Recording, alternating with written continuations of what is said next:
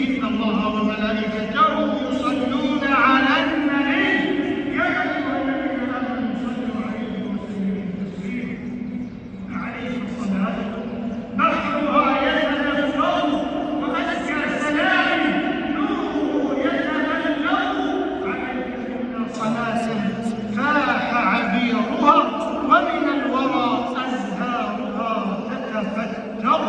اللهم صل على محمد وعلى آل محمد كما صليت على إبراهيم وعلى آل إبراهيم إنك حميد مجيد، وبارك على محمد وعلى آل محمد كما باركت على إبراهيم وعلى آل إبراهيم في العالمين إنك حميد مجيد. وارض اللهم عن الخلفاء الراشدين والأئمة المهديين أبي بكر وعمر وعثمان وعلي وعن الصحابة والتابعين ومن تبعهم بإحسان واقتدى يا خير من تجاوز وعفا.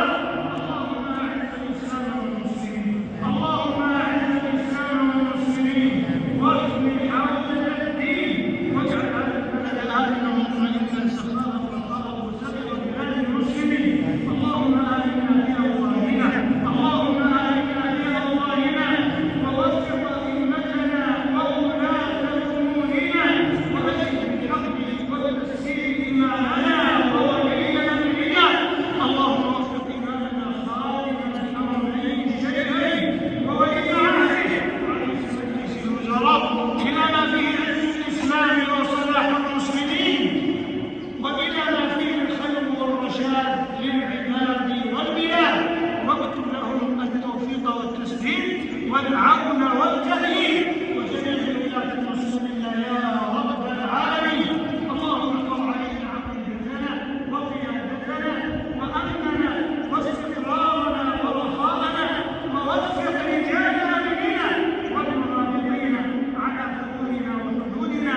اللهم تقبل شهداءهم واشف مرضاهم وعافِ جرحاهم وسدد رميهم ورميهم وانصرهم على عدوك وعدوهم. اللهم اغفر للمسلمين والمسلمات وألف